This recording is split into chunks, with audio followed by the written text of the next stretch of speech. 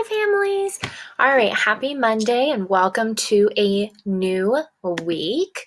So just like last time, I wanted to make a quick video to kind of walk you guys through the extended learner plans and clarify some questions that I can predict you guys having. If you've had a moment to look through these, I really hope you like them a lot better than last time. I think that they're a lot more clear. They provide a lot more activities and resources as well. But again, it's a 20-something page document. I don't want you to get overwhelmed. So what I did was I came right here to our files page in our class teams. If you're on Dojo, I linked you directly to this page, or if you go through Aspen, our Aspen link will take you directly to this as well. So what I want to do is just open this up for us to view, and we can talk about it together. All right, and I'm actually going to zoom in a little bit. All right, so page 1 and 2. I don't know why the second page is always intentionally out big. This page, just like last time, is just an overview of what each subject area is covering. So in English, we're doing a variety of activities using the same bingo style board. Math, we gave you a variety of games. These are the different subject areas that the science plans are covering. And then what is included this time that was not included last time is a lot of additional resources, including STEM activities, resource like PE, art, and music, library, and even school counselor resources, which are really fantastic. So if we scroll to this page right here, this is our bingo board for the week. So you'll notice that it's a lot different than last time in the sense that the activities are not within the squares. So this makes it to where this bingo board will actually last you more than 1 week. So you can make bingo by going across, diagonal, up and down, whichever way makes you happy. And you'll notice that no matter what way you go, you're going to be doing the same literacy subjects, which would be writing, fiction reading, word study, oral language, which is just reading and speaking out loud, and then nonfiction work as well. If you scroll down one more page to pages 5 and 6, you will see that this is where all of the activities are located, and we have laid them out over here in the gray area. So let's say we're making bingo just by going straight across, and today we're going to do writing work. Okay, remember, you're just doing 1 square per day. You're not doing a whole row. I had a lot of parents say, oh, I thought we were supposed to do like a whole row per day. That's way too much. Just do 1 square per day. So let's say we're going to do writing work. We're just going to scroll down and you'll see right here, these are all my writing choices. And there are 1, 2, 3, 4, 5 different choices to choose from. So if you're just doing writing 1 time this week and 1 time next week, you're only going to do 2 of these. Now, of course, you can do more, but you don't have to. This just gives you a lot more choice. Depending, some students love certain types of writing, some don't. So we're hoping that more choice is going to lead to a lot less frustration doing the work at home. So if you'll look at the fiction reading responses, everything what we did right here is included in this page, except for some of the reading resources. So for example, it says read the attached fiction passage called Shoot and Score, and then answer these 3 questions. We put the questions directly there for you, so you don't have to scroll and hunt for them. The questions are right there. Now you will have to scroll down for the passage, which is going to be starting on page 9 and continue. See, there's Shoot and Score for the next few pages. So this is all of the passages are right there together. So if you go back up to the choice menus, we have fiction reading responses. So there are passages and questions included in this reading packet if you don't have books at home or you just are looking for something different to read. But you can also, if you're reading a different book at home, like I know Lauren is reading Warriors, and Levi is reading the Percy Jackson series. And nonfiction, I know Gabriel's reading a lot of history and Revolutionary War books. So you can use those books that you're reading at home to do your extended learning packet work. So for example, it says, before reading a fiction book or any chapter book, make a prediction. So even if you're on chapter 3, let's say, you can make your predictions on what you think is going to happen in chapter 4. Or if you look down at the writing, you can, is it writing? Nope. On reading, you're going to write a summary of the story. So maybe you won't write a summary of the whole book, but if you read for 20 minutes that day and you read 6 pages, you can summarize what happened in those 6 pages. So this is a great way to incorporate what you're already doing at home with the extended learning packets. So there is nonfiction, writing choices. Again, if your child wants to type on the computer, let them type. I know that one student, he's using the notes page on his tablet, and he has a stylus and he writes it out on the tablet. Or if you want to go to the notes page of your iPhone or your iPod, or sorry, gosh, we haven't had iPods in ages, iPad, and they want to, type it out. Let them do that.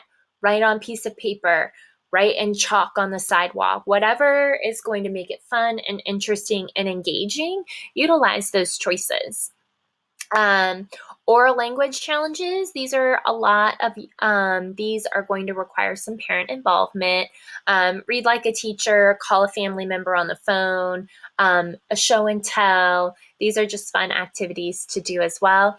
And then nonfiction, a lot of these are going to utilize the passages down below. Word study choices. So word study is always going to be a little bit difficult because it's not a one size fits all, considering everybody's in totally different spots in word study. So one of the things that we included this time was short vowel and long vowel sounds. This is basic feature F that second grade tends to kind of get stuck and spend a good chunk of the year on. The short vowel sounds, we know these as vowel consonant patterns. So a vowel followed by a consonant is always going to make the short vowel sound. A, I, long vowel words are typically going to follow a vowel consonant E. We call that magic E. In first grade, some of the teachers called that ninja E.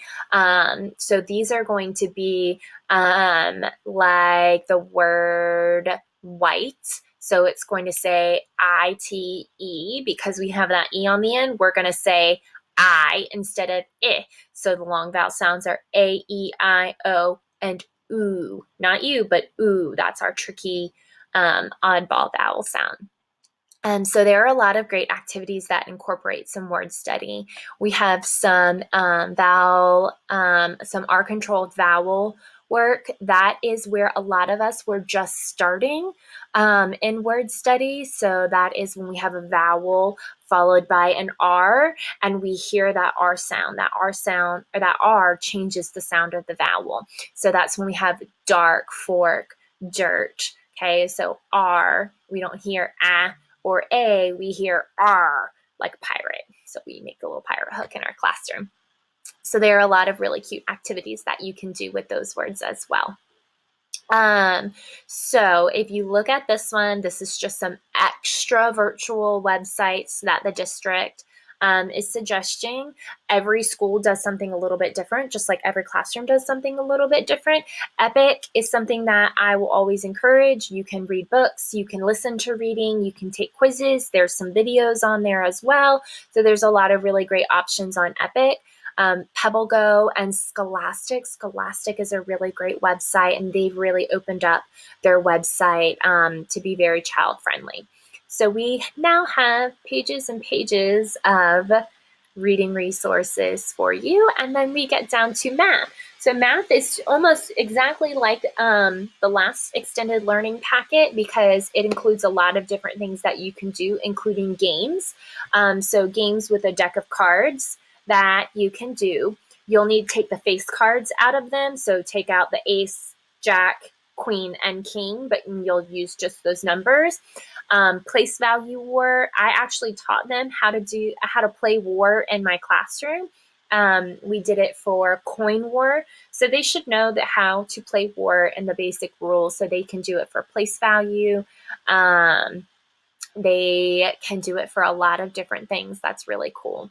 Solving problems, that's just going to be your basic addition and subtraction word problems. And then the math and journal prompts are meant to extend your thinking a little bit further. So instead of finding just a basic answer, this is going to really encourage you to write about your thinking and write and explain your answer. That's a very important math concept that's going to become very big starting in 3rd grade. And the further you go in math, it's going to get more and more important. So really encouraging them to explain their thinking, explain their thought process through writing. We have these prompts like, how do you know? And be able to verbalize what their thinking is super important. So I would really, really encourage working through these throughout the week if you can. Again, there are some more options over here. So it looks like there are 7 total. For virtual options, we personally don't use MobyMax or IXL. I really don't like IXL, and I just don't have experience with MobyMax, but your students do have Prodigy logins, and I know a lot of you guys have hopped onto the Reflex train. I know that a lot of you as well have made really great progress using Reflex Math and working on your fluency. The goal is to be 100% fluent, and I'd love to celebrate you if you get there. So Prodigy, Reflex Math, and Sumdog Math are 3 really great websites that you can use if you want to do virtual math games for the day. And I know that those are a lot more fun than solving word problems. So definitely encourage your children to utilize those options if you can. Okay, so then we have science. Remember, science should not take more than 30 minutes. A lot of these activities won't take more than 30 minutes. And you're not necessarily doing science every day. So I would encourage you to do science 2 to 3 times a week. And just like last time, there are different kind of subcategories of the SOLs that we have done. So storms, we did talk about severe weather, and it says read the nonfiction text on storms. I just want to let you know that this is the page they are talking about, the nonfiction text on storms. You do have to scroll down a couple pages to get that. Matter, going on a scavenger hunt, looking for different types of matter. We talked about solids, liquids, and gases. We've also talked about what those molecules look like within a solid, liquid, and gas. Living systems, classifying objects, weather observations, and some virtual activities that use PebbleGo. If you scroll down this science journal, you can print this out if you want. You don't have to. This is just an opportunity if you're doing one of these activities where it's encouraging you to record your answers and record your observations. You can use a piece of paper, or if you're out there with them, you can just verbalize it and have them talk about it and have a good conversation with it. So don't worry about the recording page if you don't have access to a printer. It's not necessary. So there's that nonfiction text. So from here on, and this is page 19, so from page 19 on, this is all going to be extra. So if what you have that we've gone over in the extended learning plan so far is enough, then let that be enough. Some of you guys are utilizing some workbooks, some extra activities at home. You have some science kits and things like that. I've seen some really, really cool stuff throughout the last couple of weeks that you guys are doing. So do what works for you. But if you are looking for extra, there are opportunities here. So this is English extension activities. So these are all just different ideas and activities that you can do if you just want to do more or have more. Okay. Again, math, These are some extra math activities if you've burned through what we've got and maybe you want them to have a little less screen time. Here are some opportunities for extending math. And then Miss Westland, as well as some of the science teachers throughout the division, made this really great chart. So these are all STEM challenges that are directed towards our age group, so pre-K to 2. So if you'll look at here, it tells you what the challenge is and what materials you need. And there are, gosh, looks like 10 of them that are really cool. So you can do those home. Make sure you take pictures and send them to me so I can share them with Miss Westland. Some resource activities. So the art, music, and PE teachers made this. It is a running board, so it's meant to kind of mock a game board where you start here and they're encouraging you to do a couple of activities a day. So you'll go through here and try to get to the finish line. Don't forget our Yes Resource Facebook page, and then they post really great things every single day as well. And then library gets their own resource page. Miss Inslee and some of the other librarians have added some extended work right here. So we have story time. Boggle is always so fun. I love playing Boggle with kids. Clue, coding, reading, and then the last one. So if you go to right here, this is Miss Inslee's email address. It gives you the option to write a letter to your favorite author, and you can send that to Miss Inslee. And then we have more library resources right here. And then Miss Neubauer, as well as some of the other school counselors throughout the division, made these wellness boards. So these are just some things to do if we're a little overwhelmed with academic work. This can really help us out. It's got some grounding techniques. I love these grounding techniques. I actually use that for my own personal anxiety. Some yoga poses, gratitude, coloring is always a great relaxation tool. Listening to calm music. I always have calm music playing in my classroom to just kind of keep that balance and keep that Zen feeling. I know that it helps me a lot as well. And then down here, some academic choice boards as well for counseling. And then the last couple of pages are identical from the last week. So we have parent resource page. This is just a sample daily schedule. Again, do what works best for you. I know that some of y'all are very organized and structured and have this down to a T. Some of you guys are working full time, and so you're just getting in learning and academics and where you can. Some of you have technology, some of you don't. Again, do what works best for you. This is just a suggestion. By no means do you need to feel like you have to do a schedule like this. And the last page, just the VGOE, how to log on to Citrix. That's where you can access MobyMax and PebbleGo and some of the other resources as well. Clever. And that is it. So if we close this, you'll see that the learner plans are always going to be right here. I keep pinning it to the top and I keep trying to make this one go away, but it keeps popping back up. I don't know what's happening there. I'll see if I can fix it.